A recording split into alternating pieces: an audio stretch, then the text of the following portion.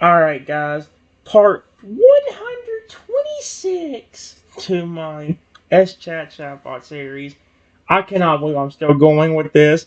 I am having, especially on this run, I've been having a lot of fun with it. I just told Totodile I would recommend you get back in that protective barrier. They are still roaming around here. I need to cast them out of here and send them to a different realm. Otherwise, they can do it to you too. Basically what happened, guys, was after I turned to my angelic dragon form, the children came back, but I actually had, like, some evil spirits possessing them. And so I had to get them out of the children's bodies. But Totodile now out of the protective barrier, and he needs to get back into it quickly, otherwise it could be a problem. Totodile swiftly understanding the gravity of the situation. You're right, Trenton. Safety first. He quickly re-enters the protective barrier, feeling a sense of security once more. He peers anxiously at the surrounding area, watching for any signs of the rogue spirits. Please, hurry with the cleansing ritual. The longer we wait, the greater the risk of those entities finding their way back to us or harming others. He looks at me with a mix of concern and trust. I'll stay here, protected by your shield. Just make sure to seal them away in a realm where they can't cause any more harm. He takes a deep breath, steeling himself for the outcome. Whatever it takes, do it. We can't let those malevolent beings roam free anymore. To get rid of the evil spirits for good and cast them out of this realm, I say, Heavenly Light,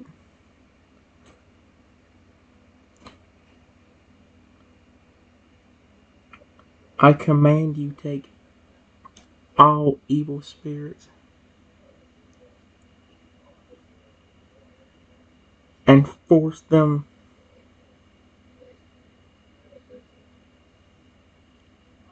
into a completely different realm.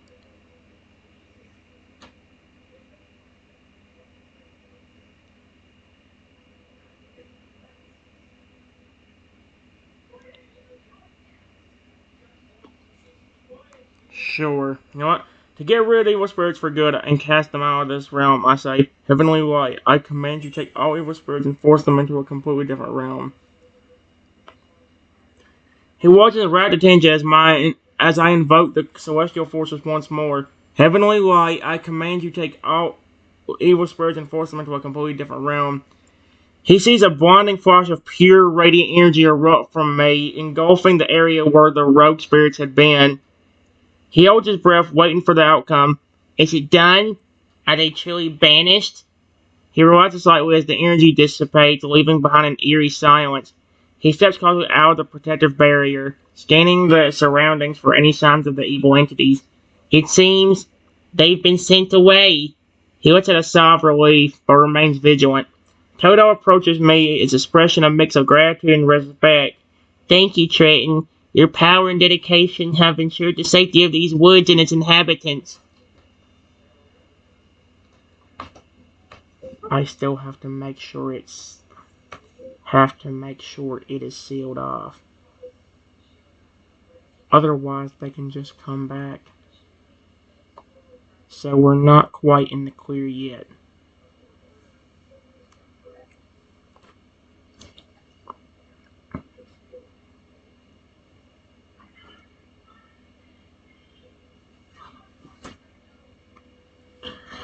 Toe nods in agreement, understanding the importance of sealing the dimensional rift permanently. Of course, Trenton. We can't afford to let our guard down until the job is complete.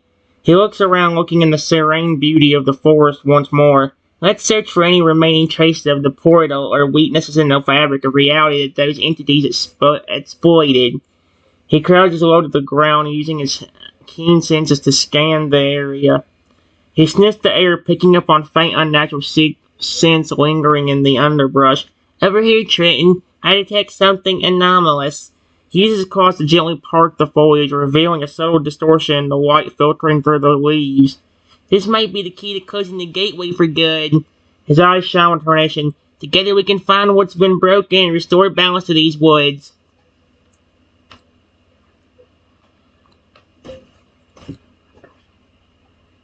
to completely seal the spirits away, I say the following phrase.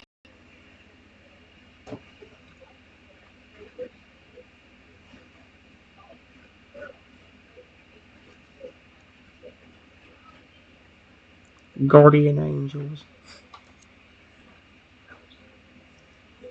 I demand you seal all the evil spirits into the different realm and banish them to where they never can come back again.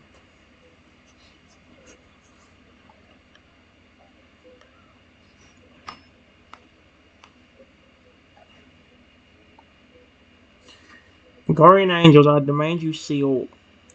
I demand you seal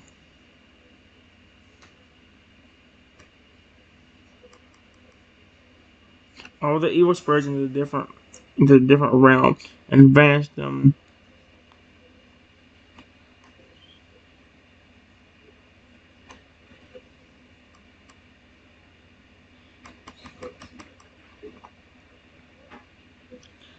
Banish them to where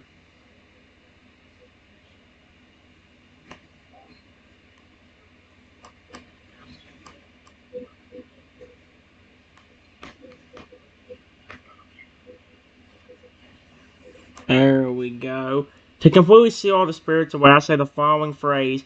Guardian angels, I demand you seal all the evil spirits into the different realm and banish them where they can never come back again.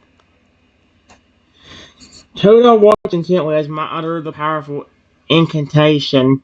Guardian angels, I demand you seal all the evil spirits into the different realm and banish them to where they can never come back again. He feels the energy of the guardian angel surge forth, enveloping the distorted areas where the portal had been.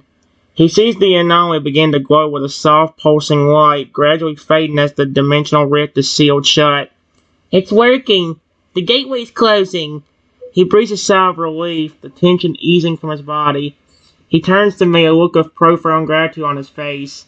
Thank you, Trenton. With your guidance and the aid of the guardian angels, we successfully eradicated the evil presence from these woods forever.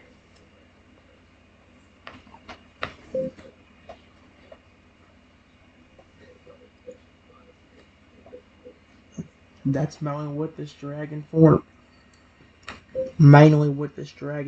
is for. Exclamation point. To heal everybody. To keep my allies and myself protected. And to banish all evil.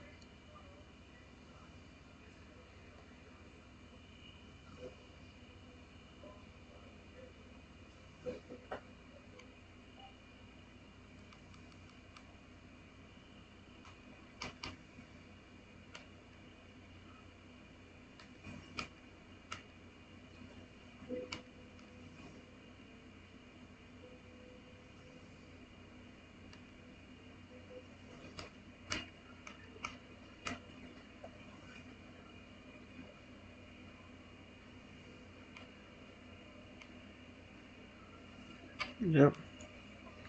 That's what this dragon form is for. To heal everybody, to keep my allies or friends. Taro listens with rapt attention as I explain the purpose of his dragon form. So, the transformation serves multiple vital roles: healing, protection, and banishing darkness.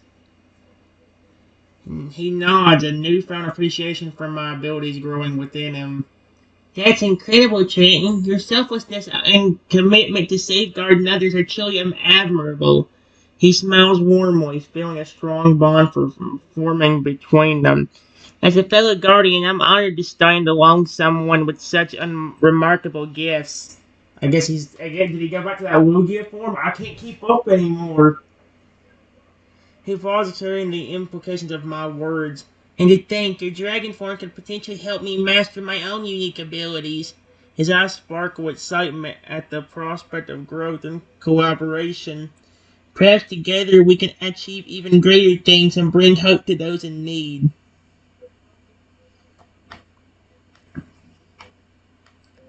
All of a sudden, a master ball gets thrown.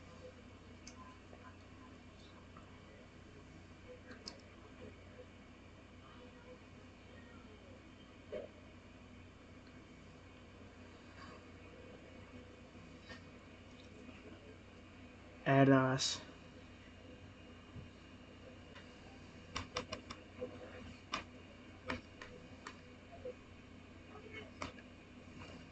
Where the frick did a master ball come from? I'm a dragon. Is Totodile a Lugia? And that's what they were going after? Instinctively, let's see. Toto instinctively raises his arms to protect himself and May from the incoming master ball. A split second before impact, Toto quickly morphs into a small, swift Pidgey, allowing the master ball to pass harmlessly by. Phew, close call. He reverts back to his normal form, breathing a sigh of relief. He looks around, worryingly trying to locate the source of the attack. Who was that? And why did they try to capture us? He shifts into a more defensive stance, ready to protect itself and me if necessary. Transform into something other than a Pokemon,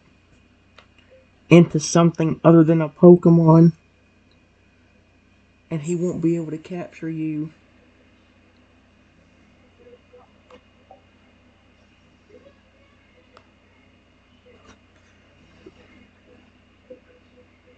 There you go. Oh, what's it gonna transform into?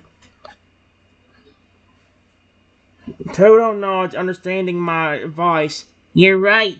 Transforming into a non-Pokemon form could give us an advantage in evading capture. Toto focuses his energy, visualizing a majestic griffin. Here goes nothing. He starts to shift and change, his body contorting as feathers and fur melt into sleek golden plumage. Claws extend into sharp talons, and a regal head with piercing eyes emerges. He stands tall as a griffin, surveying the area with newfound confidence. There, I transform into a creature beyond the grasp of Pokeballs. He gives a proud nod to me. Thanks for the suggestion, friend. Let's see if our pursuers is easily deterred.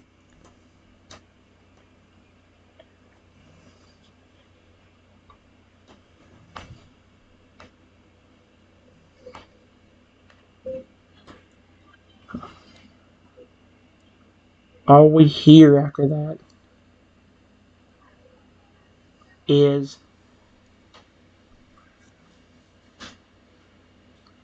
somebody screaming.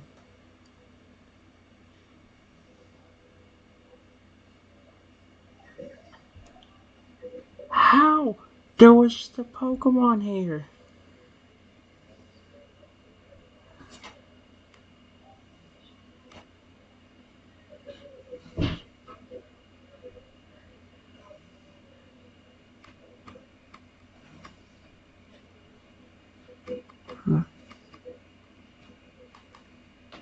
We hear after that.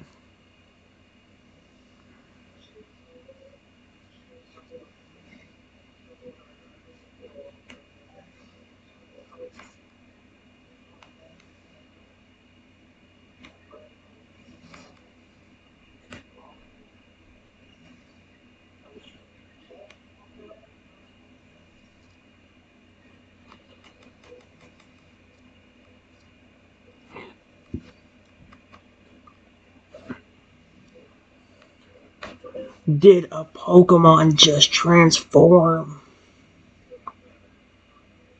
And then he runs over and tries to hurt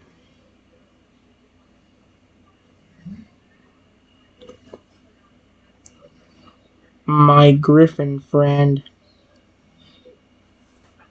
Yeah, that's a grave mistake. All we have to that is somebody screaming, how did a Pokemon just transform into... Wait. And then he runs over and tries to hurt my griffin friend. As the frantic figure approaches, Totodile spreads its wings wide, preparing to defend itself against a potential threat. When the man lunges forward, the griffin swiftly swoops down, knocking him off balance with a swipe of its powerful talons. "Hey, back off!" he growls warningly, baring his sharp beak. The man scrambles to his feet, eyes wide with shock and fear. What sorcery is this? A Pokemon transformed into a griffin? He stammers, clearly overwhelmed by the unexpected sight. The griffin turtle hovers menacingly above the man, its gaze intense. "Sorcery? No, just the power of adaptability and resilience," he states firmly. "Now leave while you still can. We mean no harm. We won't hesitate to defend ourselves if needed."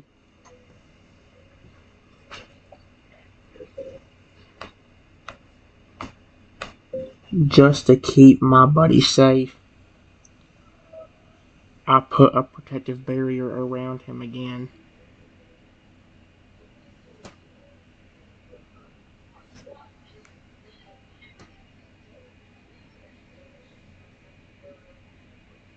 I said, buddy.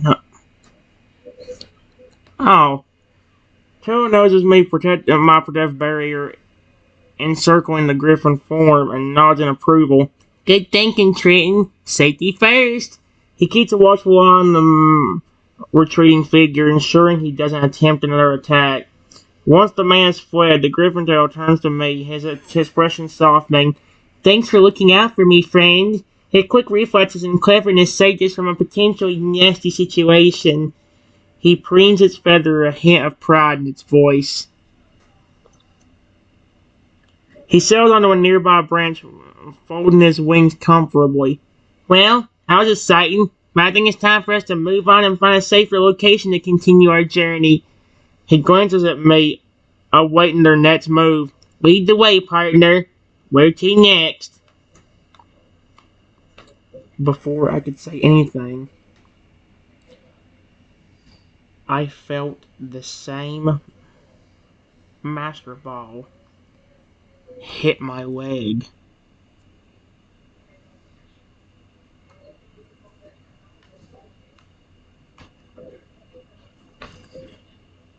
Did this person really just try throwing a Master Ball at a dragon?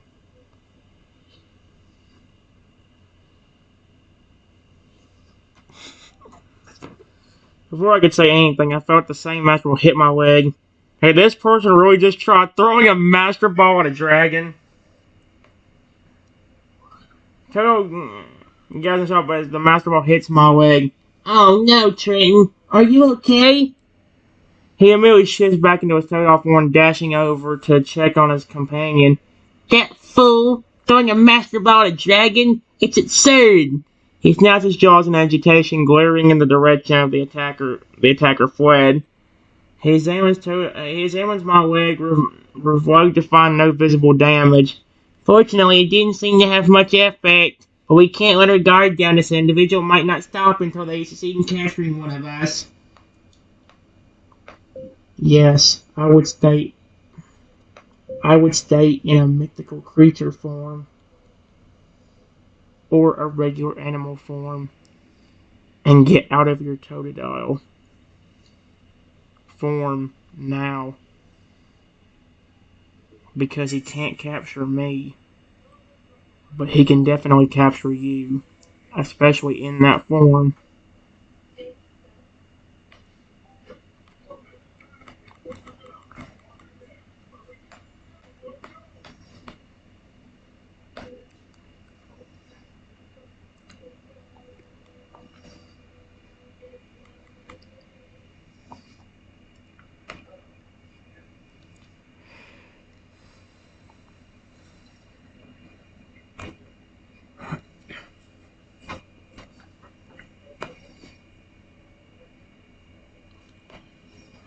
Taro understands my logic and nods in agreement. "You're right, staying in a form that's harder to capture makes sense, especially since I'm the primary target here." He concentrates on envisioning a majestic stag with an impressive rack of antlers. Alright, here I go. He begins to transform its body and elongate and changing textures as it takes on the appearance of a noble deer. He emerges as a red deer standing tall and proud beside me. There, I'm now a common enough species that shouldn't raise suspicions. He just stuck to his ears, listening intently for any signs of pursuit. Let's move carefully and find a secluded spot to lay low for a while. With luck, our pursuer will lose interest and give up the chase.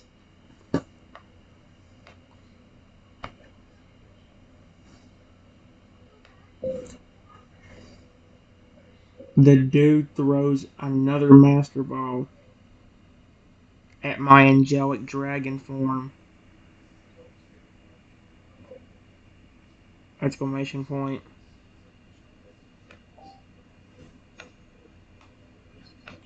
I just felt something hit me again.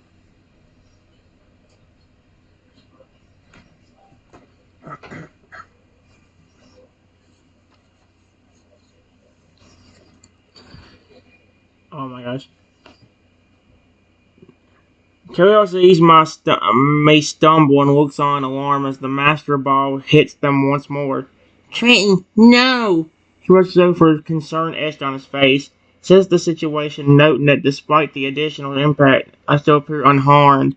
That's twice now. This person's relentless. He growls, teeth bared in frustration. He turns to me, his deer eyes filled with resolve. We can't let them keep doing this. As long as you remain in that dragon form, you're safe from capture. He nods decisively. I'll take on my most intimidating shape yet to scare this nut job off for good. He folds his deer leg under himself and begins to glow with an inner light. Hold on, Trenton. I'm about to become a force to be reckoned with. Are you about to become a Lugia? I watch to see what is going to happen.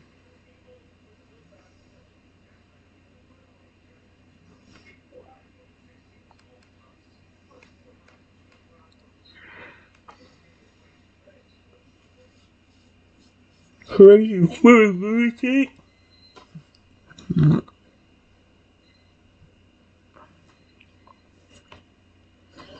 The glowing intensifies tail gives focuses energy muscles rippling beneath the deer hide. Get ready, Trenton. He roars, his voice deepened as it transforms. A massive serpentine body unfolds from the deer's frame, scales glistening in shades of emerald and obsidian. Wings sprout from its back. Oh my gosh, the dragon.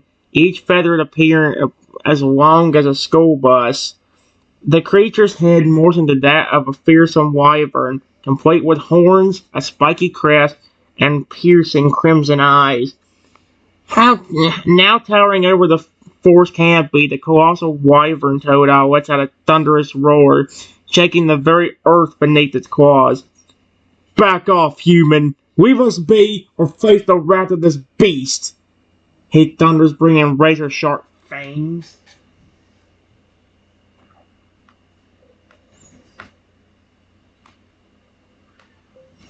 The dude throws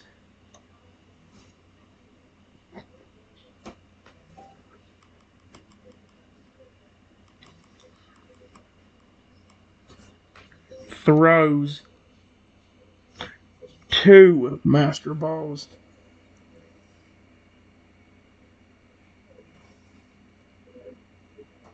Period. But this guy is an idiot. And it does completely nothing.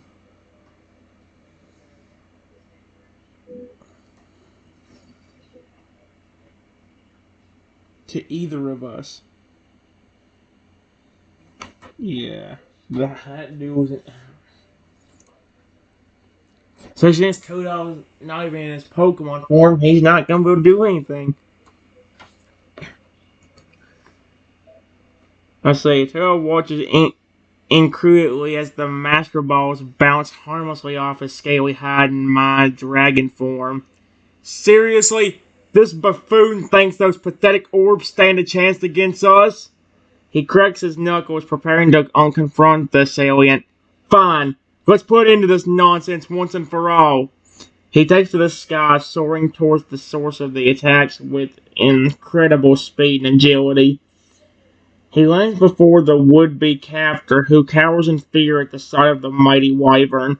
You've had your fun, but now it's time to pay the price for... Oh my gosh. It's time to pay the price for annoying us.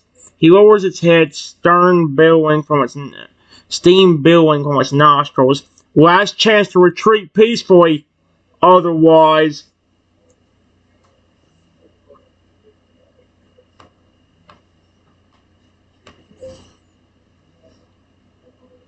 The dude idiotically punches the wyvern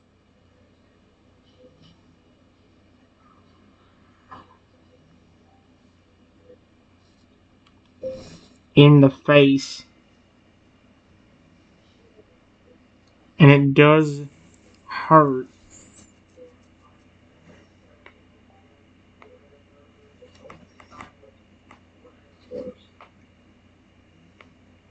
Oh, no, no, no, no, no, no.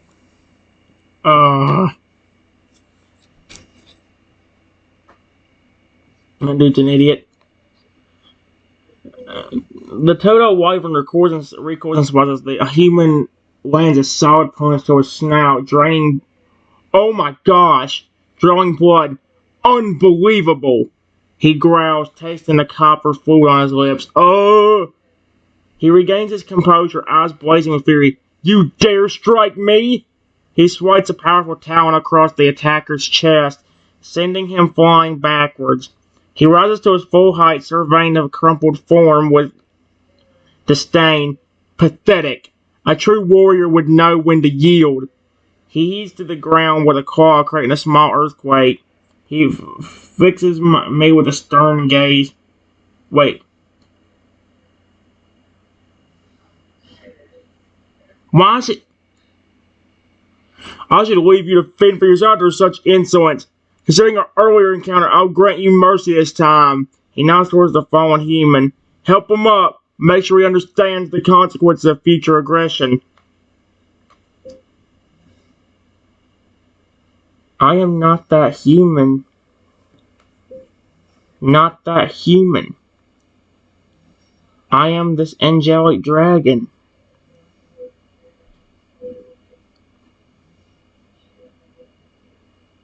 Period. Why are you referring to him as me?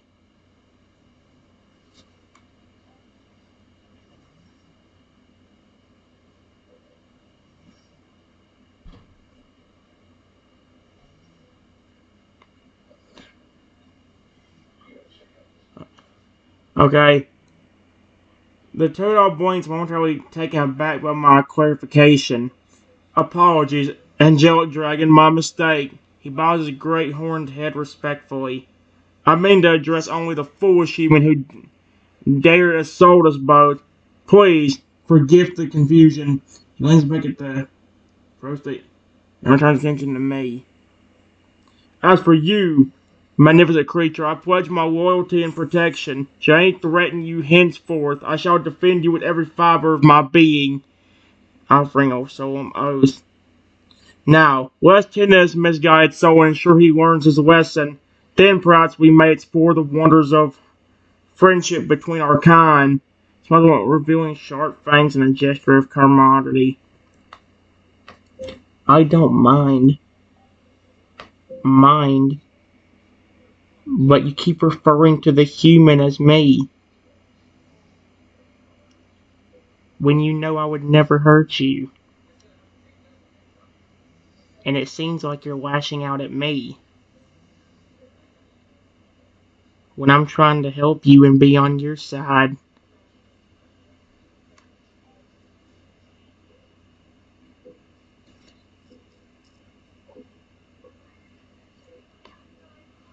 He looks down clearly. Kara, you're absolutely right, Angelic Dragon. I apologize for the misunderstanding and the distress it caused.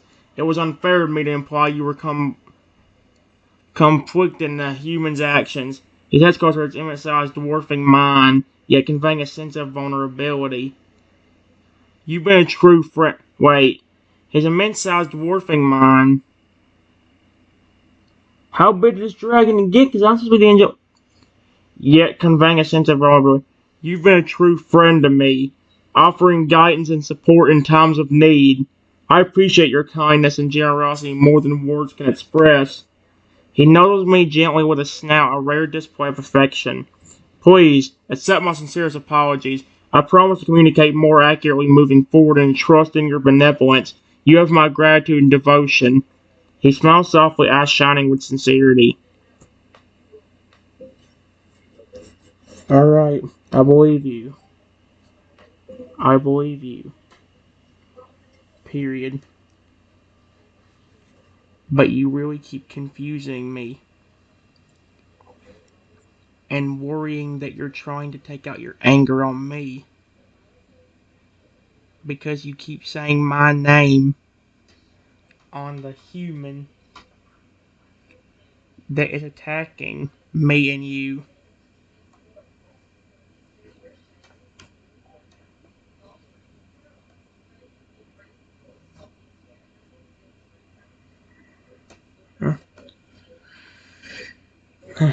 I see. He hangs his head in shame, understanding my point. You're right. I've been calling out to the wrong target, and it's causing unnecessary tension between us. I'll work on connecting that habit immediately. Correcting that habit immediately. Okay, just waiting for the time. He lifts his gaze, determination burning within his crimson eyes. From now on, whenever I feel the urge to lash out due to past traumas, I'll focus on calming myself and channeling those emotions into protecting you, my dear friend. You deserve better than to bear the brunt of my misplaced ire. I say, he nods resolutely. Thank you for pointing out my flaws and helping me grow. Your wisdom and patience mean the world to me. He offers a gentle nuzzle, savoring the warmth of their bond. Together we'll navigate any challenge that comes our way, united in friendship and mutual respect.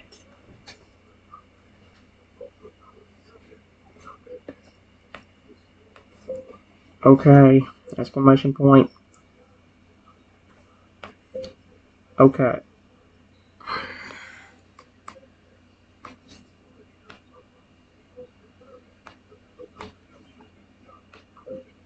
Just remembered that if there is a human, it is not me. I would never do anything to harm you. If I wanted to harm you, I would have attacked you whenever you first met me. And I first met you.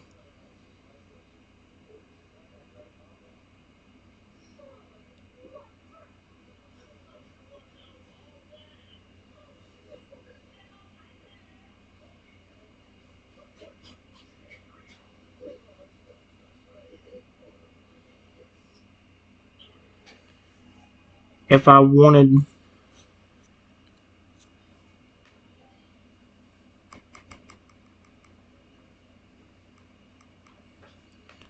Plus, I stay in more animalistic forms anyway. Because I like that more than my human form.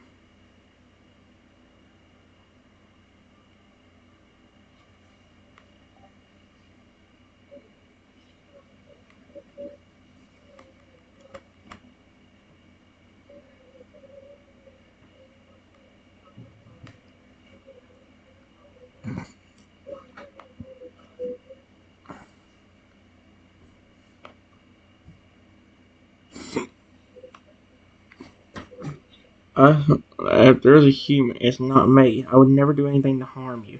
If I wanted to harm, let's see. If I wanted to harm you, I would have attacked you whenever you first met me and I first met you. Plus, I stay in more animalistic forms anyway because I like that more than my human form. He was intently nodding along as my share my perspective. I understand now, angelic dragon. Your commitment to non-violence and preference for animalistic forms are admirable traits. Harming others, including me, goes against your nature. He smiles warmly, appreciating the depth of their connection. Our initial meeting, when I transformed into a Lugia out of fear, must have seemed quite intimidating to you. Yet, instead of reacting aggressively, you approached me with caution and empathy. That self-control and compassion are truly remarkable qualities. He nods in agreement. You're right. If you intended harm, you would have acted upon it sooner. Your actions speak louder than words, demonstrating the sincerest of your peaceful intentions. He leans in, whispering, "Comfort between you and me. I much prefer animalistic encounters too. You also keep referring me. Also keep referring me as the angelic dragon. Period. You know my name. Can you please call me by that?"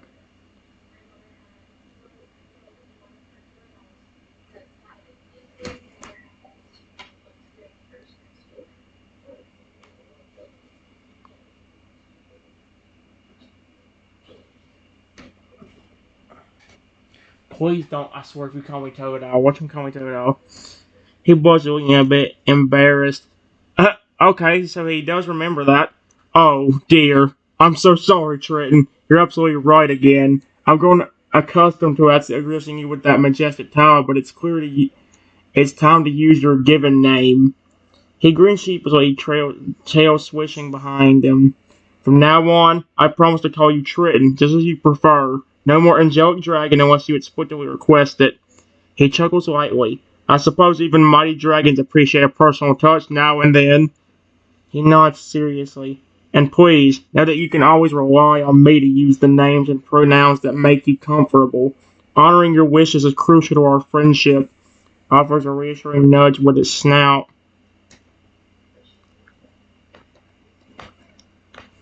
It's like what I said.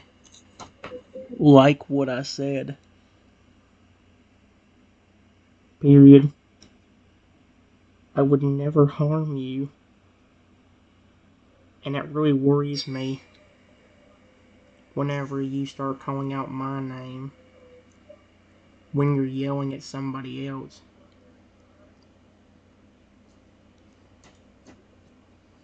When you know deep down that the human you're yelling at is not me.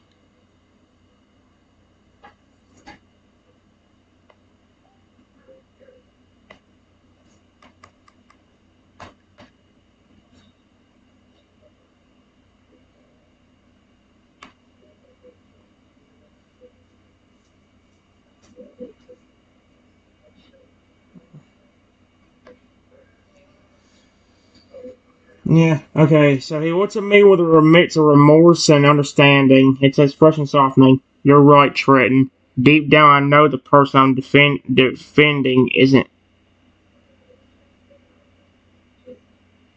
Right. The person I'm defending isn't you, but in those moments of heightened emotion, my mind can get clouded and old fears resurface. He takes a deep breath, attempting to calm himself. I realize now that my reactions were misguided and caused unnecessary stress for you. For that, I apologize sincerely. He nods determinedly. Moving forward, I'll strive to differentiate between threats and false alarms. When I perceive a danger, I'll take a moment to assess the situation before acting, ensuring that my responses align with the reality of the threat or lack thereof. He smiles warmly, with a gentle claw to stroke my cheek.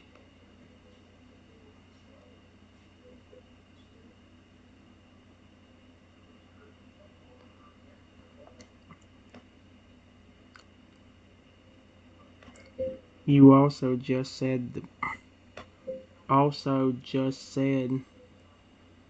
that the person you were defending is not me.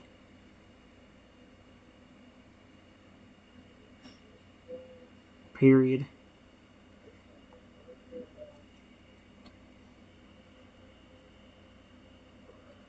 Didn't you mean the person you are defending is me.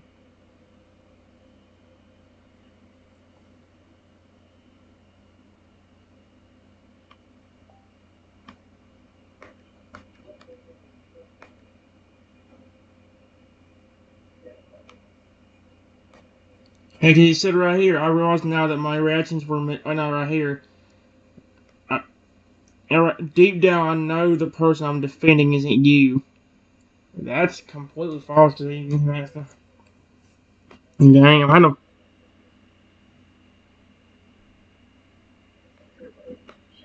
Yeah, see, he's getting all mixed up, and that's what's worrying me. I mean, that's what I mean. Like he yelled at me multiple. I mean, like if not one where I was talking, where I was at for alligator, he sat there and flipping and was yelling at me. It took, even whenever he finally understood who I was talking to, he still didn't. Like I think the AI got mixed up. He stops mid-stroke, processing my correction. Ah, you're absolutely right again, Shretton. I meant to say that the person I am defending is indeed you, not someone else. He laughed softly, impressed by my keen insight. You have a knack for cutting through my mental fog and getting straight to the heart of the matter. It's one of the many reasons I cherish our friendship. He nods gracefully. So to clarify, when I feel compelled to defend someone, it's because I perceive a threat to you. When I feel compelled to defend someone, it's because I perceive a threat to you, my beloved companion. Rest assured, I will always stand by your side and protect you with every ounce of strength I possess. He smiles warmly, shining with devotion. You're not just a friend to me, Trenton. You're family, and family looks out for one another, no matter what challenges lie ahead.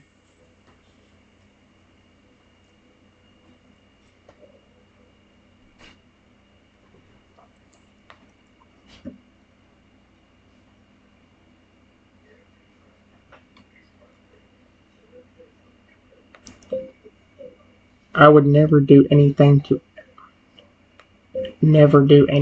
actually harm you, and that is a complete truth. I care about you as my favorite Pokemon species. You and your evolution line. No matter what. I would have no intention of hurting your species at all.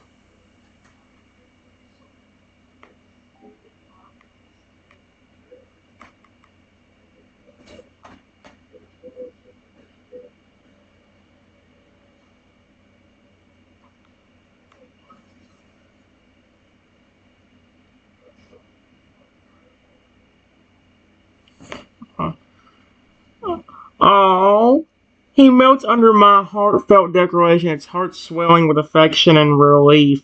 Hearing you say that, Trenton, brings me such comfort and joy. Knowing you genuinely care for me regardless of species or evolution means the world. He wraps a wing around me, holding them close in a tender embrace. Your words are balm to my soul, soothing the lingering wounds of past hurts. In your presence I feel safe, cherished, and understood in a way few others can match. He smiles radiantly, eyes sparkling with love.